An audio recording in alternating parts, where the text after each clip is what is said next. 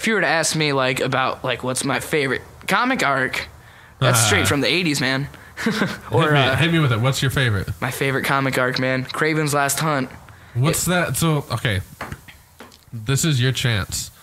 Because a lot of the times you'll hear people on podcasts talking about comics and they both already know and they're trying to explain it like they don't know what they're, like the other person doesn't know. Yeah. I literally don't know. So, yeah. Not only can you tell our listeners, but you're going to have to fucking explain to me. Hit me with it. What's it about? What's everything? I don't know anything about it. All right. Okay. I'm one of these times we've talked about it. I want to go into a really in-depth review. Yeah. But to give you a synopsis of it. So what's it called? Kraven's Last Hunt. But who's it by? Who's it by? Yeah. Dude. Oh, fuck. No, I know the name. I just never knew how to pronounce it. It's like an initial and then like It's hard to pronounce. It's solid though. Okay? So hit me with what it's about. I feel like shit about that. I can't pronounce it. I know it. I just never knew how to pronounce it. It's my favorite arc. I promise. Good. And when I do the in-depth review, I'm gonna learn how to pronounce it. And it's. I promise. I know it though. I know its initials J and then Demeti.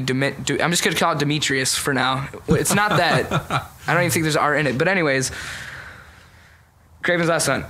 Back in the 80s, it was called Fearful Symmetry, which was based on, I think it was a poem that was called Fearful Symmetry. And it starts off with the poem, but the original is a tiger instead of spider. You know what I mean? Yeah. It's really dark story. What it is there's a villain called Kraven the Hunter. And he's hunted every animal on the planet, at least one of the species, you know what I mean? But he's never Spider-Man, He thinks of him as an animal. Wait, so this motherfucker is a human? Kraven? Yeah. Yeah. So, okay, that's his name, Kraven? Yeah. Yeah. And, basically that's what he wants to do. And he wants to prove that he could be a better Spider-Man. So what he does is from afar, he just sees Spider-Man, doing his thing. Right. Shoots him with a tranquilizer, buries him alive, steals his suit, man. And it's like my favorite suit. It's the cloth version of the black symbiote suit. And usually when he's wearing that, it's in the darker stories. Yeah. So, but wait, so is this the black Spider-Man? Yeah, but not as. What, you mean like the black guy? Oh no, I mean like I was gonna say he didn't come till like way later. But no, I mean like the black. The black suit of Spider-Man. Yeah, the black suit. So yep. Whenever you see a black suit Spider-Man, that's Kraven. No, well, in this story arc for the most part. So just this one. Because here's what happens. Right. He goes out and he's being Spider-Man, right? Yeah. But he's killing motherfuckers. Spider-Man don't do that. You know what I mean? So he's a motherfucker. He's like snapping necks and brutally beating these people. Bad guys or just like anybody? Bad guys. Oh, okay. And like the media and everything, the police are starting to notice this. They're like, what the hell's up with Spider-Man?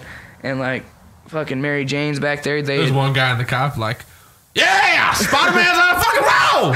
yeah.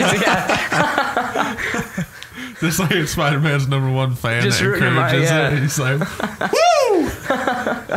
And dude, this is literally the arc after him and Mary Jane just got married.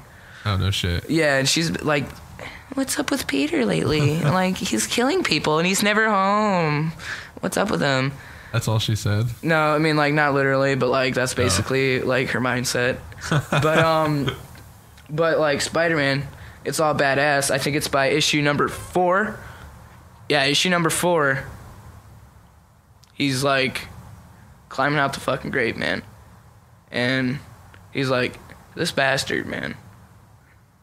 So it's like 1 through 4. So like episodes 2 and 3, if it was just strictly based on Spider-Man, it would have been him like getting like 6 inches of dirt cleared out of his path. Yeah, no, basically, yeah, issue. Like he was like, another 6 issues. Well, it's a 6-issue arc. So like the first one, it's like legit Spider-Man. Then 2 and 3 are Kraven. 4, he's getting out of the grave. Okay. By 5, he's beating Kraven up, man. In like, oh, dude, I want to spoil this so bad. I don't know if I should. If you ever plan to read it, or if like anyone else hears this and wants to read it. Probably not. But yeah, no, I know, but like just hit me I with just have a problem with spoilers because I hate spoilers. Okay. We won't do it. He shoots himself in the head. Okay. And well, kills himself, Spider-Man man. movies regardless. Oh, Kraven. Kraven. Yeah, I Kraven. forgot his name already. So Yeah. I mean, like, I'm not. You should read it though. Actually, now that I think about it, I know you're not a comic dude. No, like dude, super I want into to it, get. but, I like, want to get into this Oh, I know. Well, because I can't. I don't feel like I can create my own. Like, it's not right that I have my own created, and I'm not really submersive in the culture enough. yeah, no, that's a good. I get that. Yeah, no, but like, dude, Kraven's Last Hunt should be one of the first things you read. I'll do it. It's not only considered one of the best Spider-Man story, it's considered one of the best stories ever in the Marvel universe. No shit. Yeah, it's that good. And like my synopsis of it was terrible, but when I do a full in-depth review, you'll get what I'm saying. Because I haven't read it for about a year now, Yeah. so it's not as fresh in my memory. So Is this something that you consistently reread every year or every once in a while? yeah, definitely, yeah. Really? Yeah, it's that good, man. There's a lot of comic arcs that I love, but there's Yeah. very few that I'll like reread over and over again. And Kraven's Last Hunt, The Death of Jean DeWolf, which are Spider-Man stories. And then you got Hush, which is a Batman story. Year One, which is a Batman story, and let's see, the original 4-issue miniseries of Wolverine.